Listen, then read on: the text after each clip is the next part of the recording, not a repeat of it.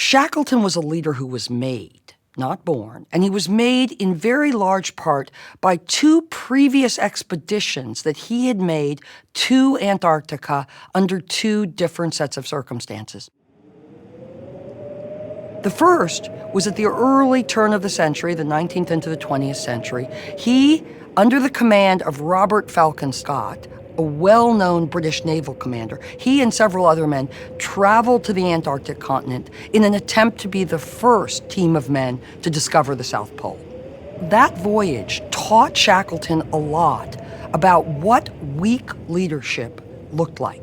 Scott was weak. He was indecisive. He was insecure. He wanted his men to like him more than he wanted to achieve his mission, which included, very importantly, the safety of his men. So Shackleton learned a lot about what great leadership was not, reminding all of us that we can learn from other individuals as we make ourselves into good leaders, partly by negative example.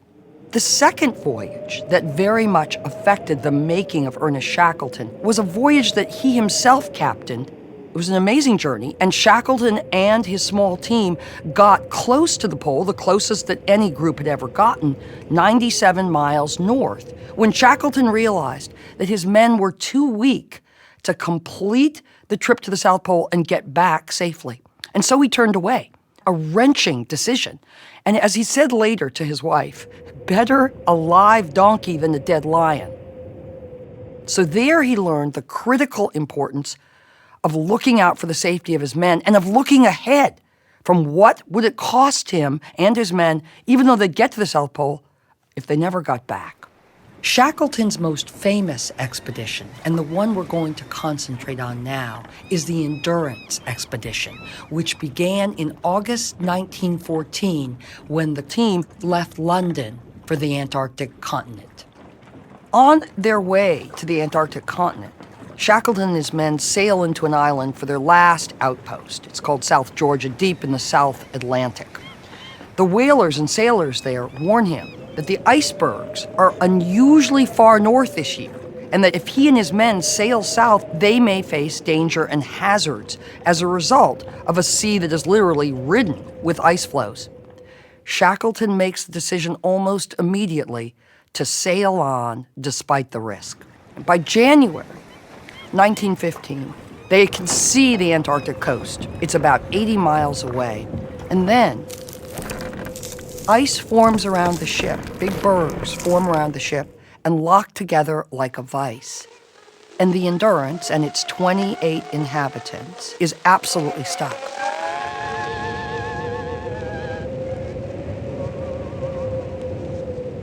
And suddenly, everything is very different. And the mission, walk across the Antarctic continent, is now up for grabs. And last but not least, it's summer, the days are long, and the men who are supposed to be setting up base camp and getting ready for this astounding expedition are confronted with endless time and all that might mean. It's interesting to note that he focused a huge amount of his attention as the leader on affecting the engagement, the outlook, and the cohesion of his team. He immediately set about putting together a whole host of activities and, in some cases, precedents for his men to follow in now these very changed circumstances in which it looked like the mission of the expedition was now called into question, or maybe even over. First, he ordered that every man come together for an hour after dinner in the stateroom to socialize. Talk, play games, compare notes, engage in theatricals. They were going to come together and they were going to enjoy each other's company, and they were not going to be off alone in their bunks thinking about how miserable their situation was. One day he decided to have a waltzing contest on the ice, and he was the lead-off dancer. And there was a wonderful afternoon of rating the waltzing skills of his men. He had dog races across the ice. He was constantly thinking about how to keep his men engaged, focused on the positive, and working together. Some of this was an attempt, right, that wouldn't have been lost on his men to keep the hours, now long days, because we're in the middle of the Southern Hemisphere summer, keep the days filled, keep the men from having too much time on their hands. But most of it was about something even more important. It was about what Shackleton referred to during the expedition as creating mental medicine, cohesion, things he could do or order his men to do that would make them feel like they were doing productive, enjoyable, upward-looking things with their time and their abilities. And he used that image over and over and over as a critical resource in leading and managing the 27 men that were his team. The real point is that mental medicine, managing the energy and outlook and engagement, and particularly the cohesion of your team, is at least as valuable, and perhaps more valuable, than any other resource that a leader has. In Shackleton's case, it was more valuable than the food supply. It was more important to his team's survival and success than the temperatures on the ice and then the oncoming specter of the Antarctic winter. How do we know that? How can we know that about our own leadership today? We know that because when we stop to consider what happens if the leader does not pay careful, consistent attention to the energy of his men, of his women, of his team, it is inevitable that a downward spiral sets in. Ennui, which could easily have become the weather front over these men in these circumstances, can become boredom. Boredom can become disbelief and despair. Despair and dissension can easily then, in high-stakes situations, become death. Let's picture Ernest Shackleton. The ship is stuck in the ice. Outwardly, we can see that he's confident, sanguine, interested in each man, intensely engaged in the work of managing his team's energy. Inwardly, he is increasingly concerned for the ship's survival amid the ice floes.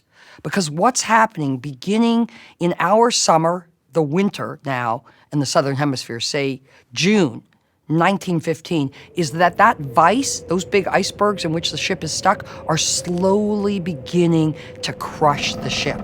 The men are still living on the ship, but they can hear the timbers starting to be strained. By August 1915, the ship is visibly foundering because the ice has it so tightly locked that it's now at about a 50-degree angle with the flat surface of the ice. Shackleton is making plans to have the men abandon ship. At the same time, winter is arriving. The days are getting darker, temperatures are plummeting, and the ship keeps getting buffeted by that Weiss. Shackleton tells a couple of confidants in midwinter that what the ice gets, the ice keeps. Meaning, if the ship is damaged further, they will have to abandon it, and it will eventually be claimed by the sea and by the ice. He's worried, and he paces the ice, trying to think about not the original mission, how are we going to walk across the continent, but how? If we lose the ship, and it looks increasingly likely that they will, how will my men survive, and how will I lead them to survival? And most important in that context, how will I help them believe they can survive? His men don't see that during the course of the day. He's confident, he's doing the daily things, he's managing and leading all the time, but he's nervous.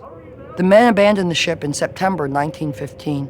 They put up tents, they take the lifeboats, they grab all the resources, food, stores that they can from the now cracking, very damaged ship. And the ship is left, mast broken, there, as the men begin to make a kind of crude camp.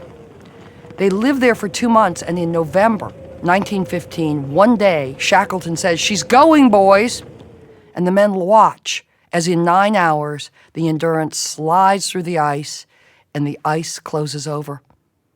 There is literally no line on the horizon for anyone, including Ernest Shackleton, to see. That night, in his diary, he writes, "The Endurance sank today.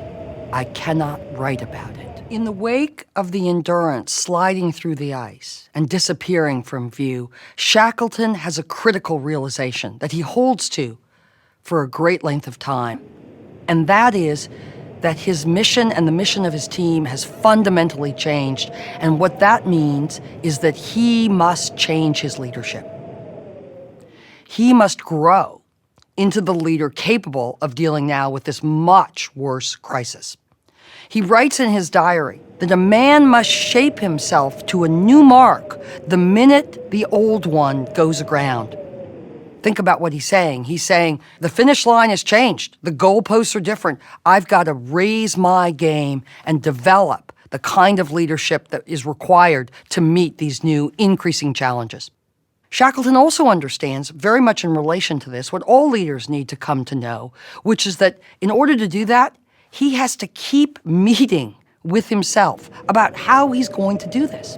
Because one thing is very, very obvious to him, and that is, I may not know as the leader exactly how we're going to steer toward the new mission. Shackleton wants his men to survive, but he doesn't know step by step exactly how he's going to do that. And the turbulence and volatility of his circumstances make that almost impossible. So what does that mean for his meetings with himself, for his making of himself into a new, even stronger, more resilient, more capable leader?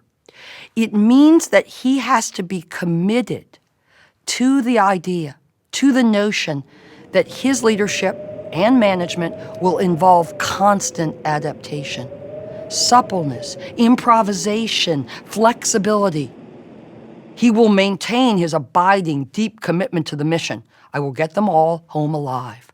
But how he does that, moment by moment, day by day, in the short run, in the longer run, will have a lot of flexibility and adaptability. The second thing that he understands, critical to accomplishing his mission, I will bring them all home alive, is he has to convince the crew that individually and collectively they can do that.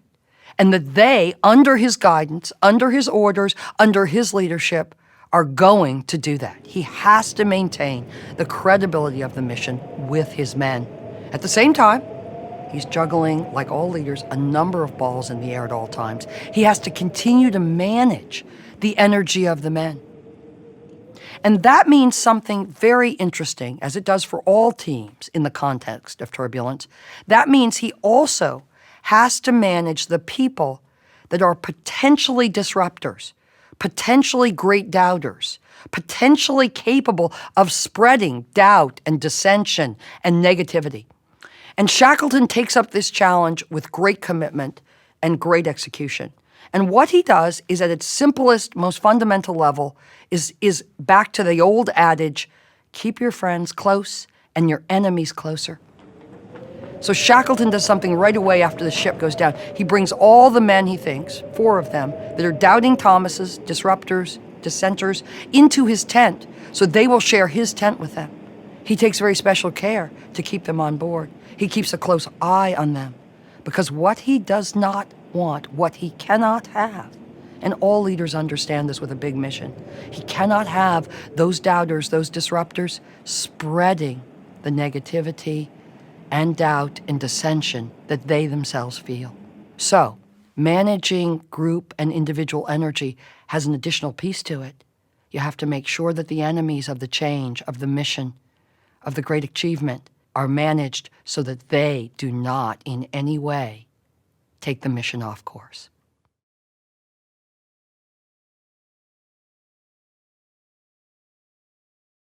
This is a fascinating story of leadership in crisis, and there are at least 4 leadership lessons we can take away.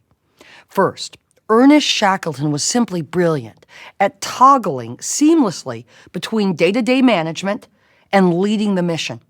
What do we mean by that? We mean that he could easily, at 1 minute, be dealing with daily tasks, kill seals to feed the men, adjust the duty roster. At the same time, he can easily quickly move to what do we need to do today, tomorrow, next week to get the men home safely. So he moved easily between daily management and the larger mission and what was needed to accomplish it. Second, Shackleton was exemplary in assuming full responsibility for both the situation that he and his men found themselves in and for continually trying, with every adaptable tool he could find, to improve that situation. So he owned that, his men knew he owned that, and that was partly why they trusted him and believed in him as he tried to instill their sense of will to do what they knew they must. Third, Shackleton had the discipline, and this is very important today for leaders, to continuously, relentlessly face forward. He made mistakes like all of us, but Shackleton never got stuck in endlessly replaying the tape of past errors. Instead, he would learn quickly from what hadn't worked and then force himself and his men to look to the future.